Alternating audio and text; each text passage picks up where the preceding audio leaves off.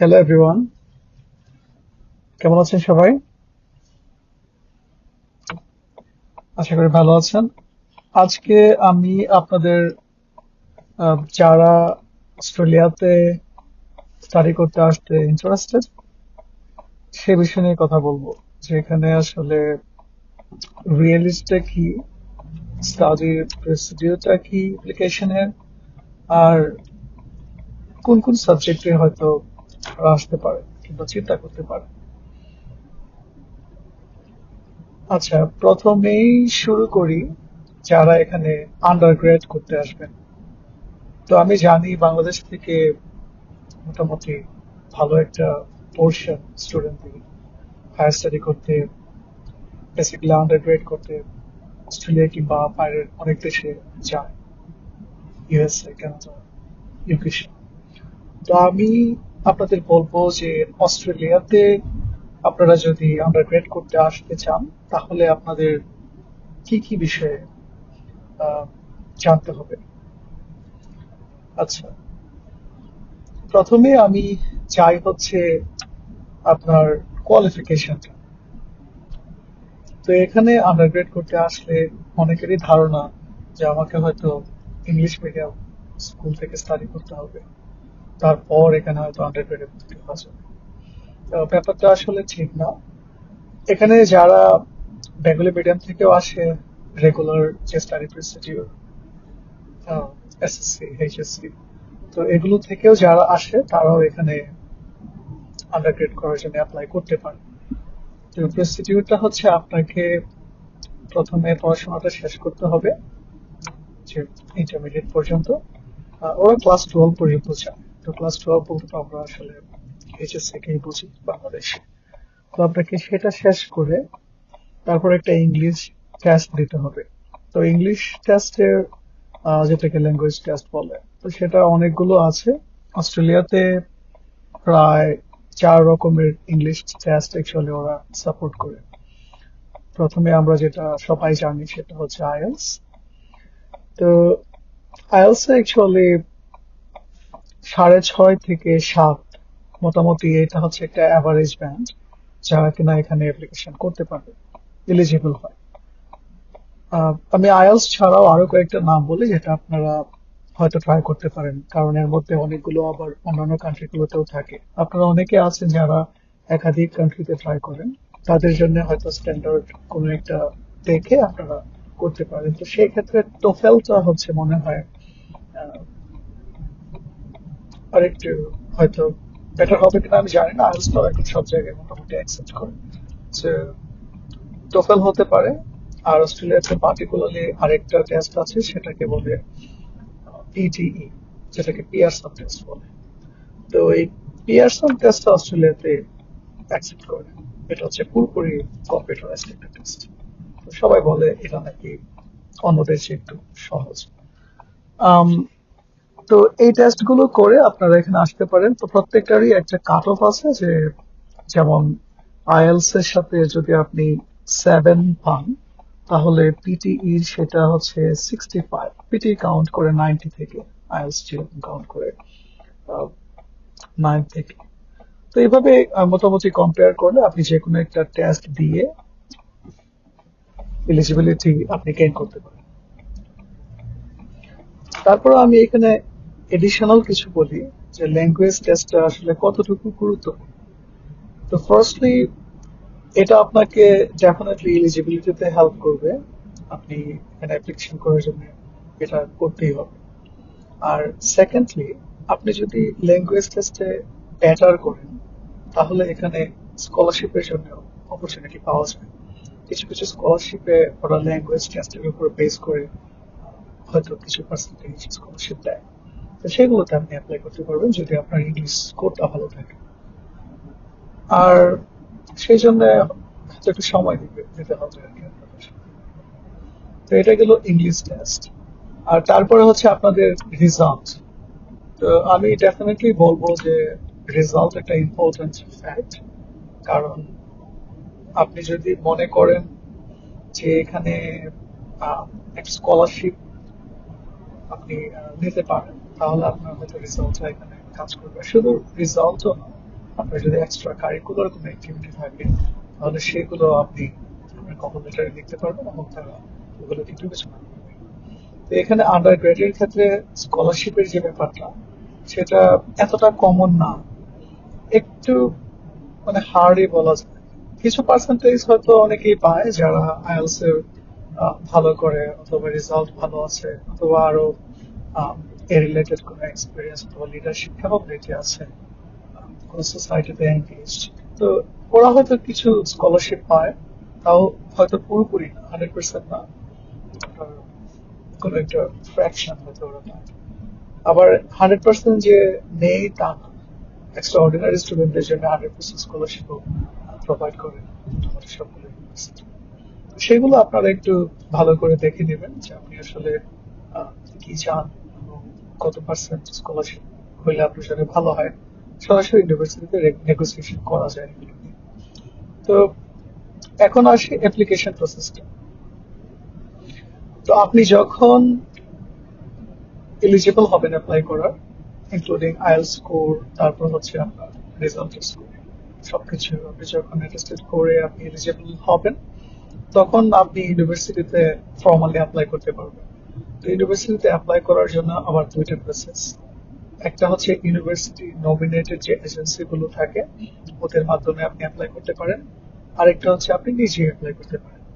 তো আপনি নিজে যদি অ্যাপ্লাই করেন তাহলে আপনার যে ইন্টারেস্ট আছে যেসব সাবজেক্টে সেই সাবজেক্ট গুলো দেখবেন। অস্ট্রেলিয়াতে আসলে এগুলোর কি পরিমাণ ডিমান্ড আছে সেগুলো একটু খোঁজ নিয়ে জানবেন। তারপরে আপনি সেখানে গিয়ে ওই ইউনিভার্সিটির ওয়েবসাইটে গিয়ে একটা অ্যাকাউন্ট খুলবেন অনলাইনে। সেই অ্যাকাউন্ট খুলে আপনি আপনার পছন্দের সাবজেক্টে নিজে নিজে অ্যাপ্লাই করতে পারেন। তো সেখানে আপনার যে ট্রান্সক্রিপ্ট, তারপর একাডেমিক সার্টিফিকেট, তারপর আইএলটিএস স্কোর এবং আরো অন্যান্য যে সার্টিফিকেশন গুলো যদি আমাদের কারো থাকে তাহলে সেগুলো আপনি আপলোড করতে পারেন এবং তারা এগুলোর উপর বেস করে মোস্ট অফ দ্য ইউনিভার্সিটিস এই আপলোডেড ডকুমেন্টস এর উপর বেস করে ওরা অফার লেটার অথবা ডিসিশন যাবে।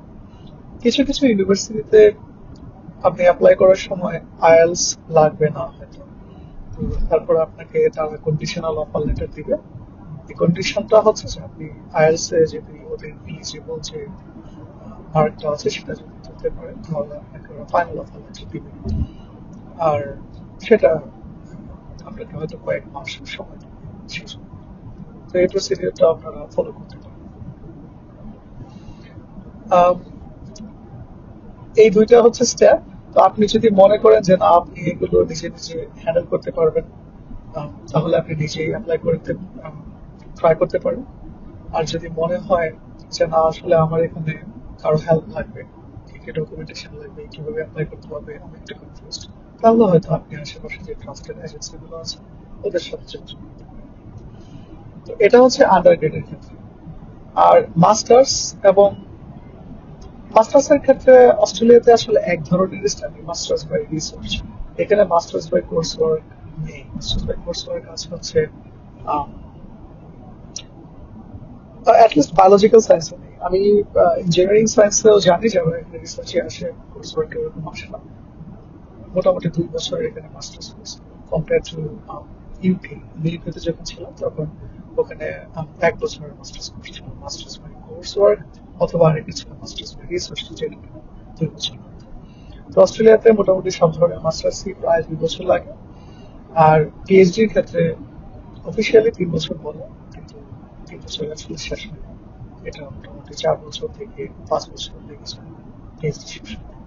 আর মাস্টার্স এবং পিএইচডির অ্যাপ্লিকেশনটা মোটামুটি সেম, কিছুটা ডিফারেন্ট থাকতে পারে কিছু কিছু ইউনিভার্সিটিতে। বাট আমি যেখানে পড়াশোনা করেছি বাংলাদেশ ইউনিভার্সিটি, এখানে মোটামুটি অ্যাপ্লিকেশনটা সেম।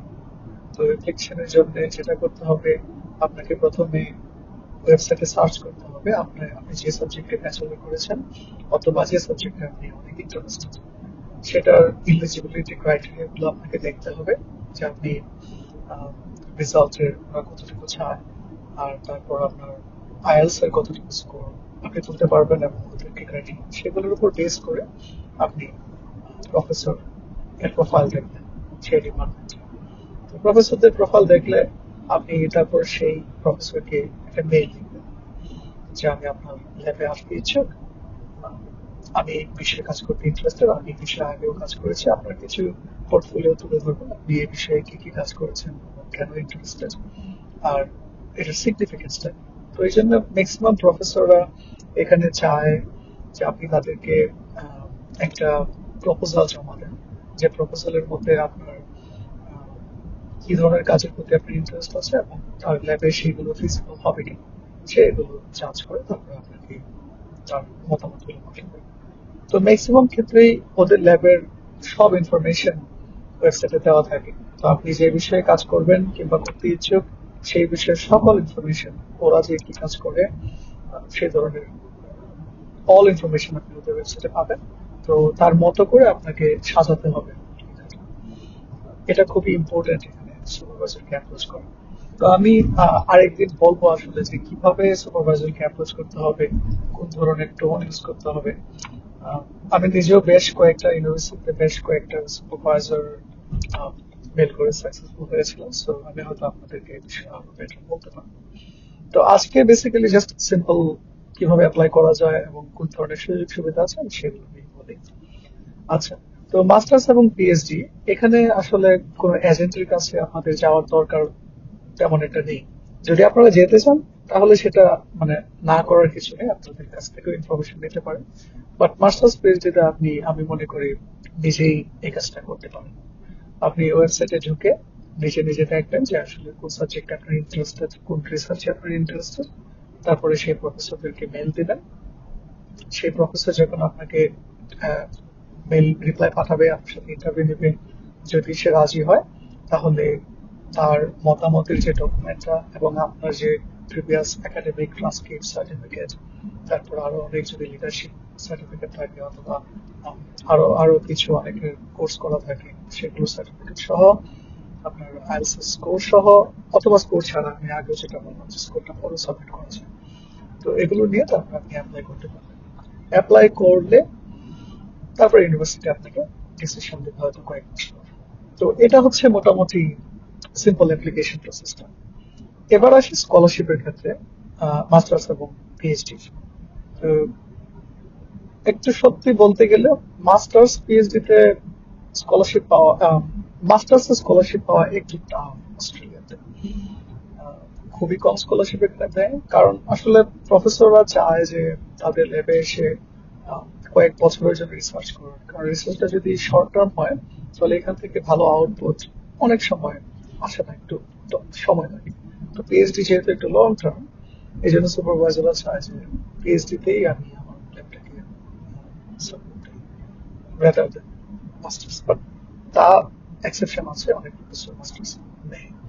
তো এখানে ম্যাক্সিমাম স্কলারশিপ গুলো আসলে পিএইচডি এর জন্য লিমিটেড থাকে।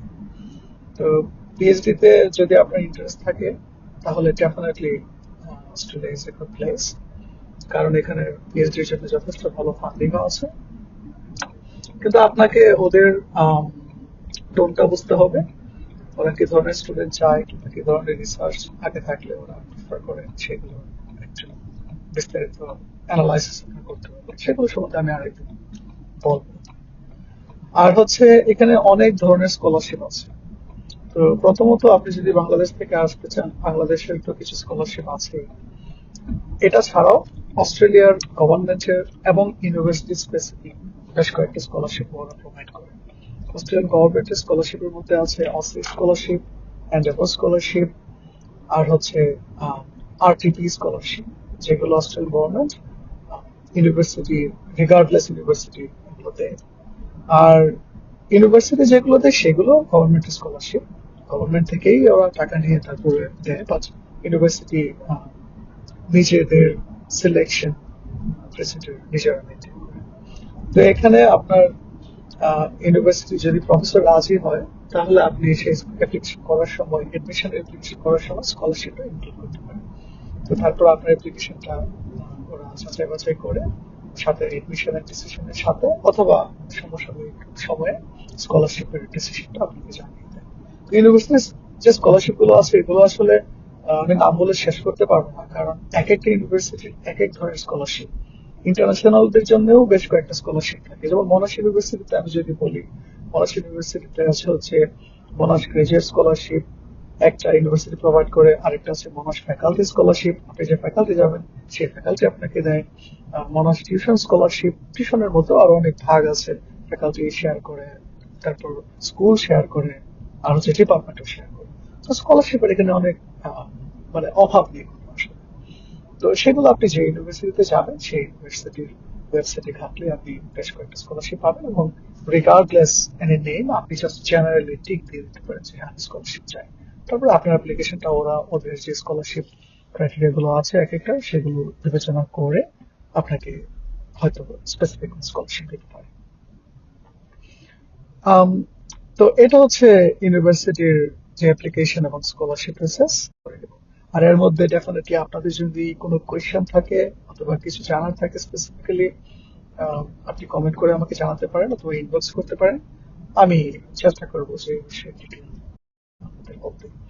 আর আমি এই ধরনের অনেক ভিডিও নিয়ে আসবো যেটা আপনাদের জন্য খুবই হয়তো রিলেটিভ হবে এবং এডুকেশনাল হবে।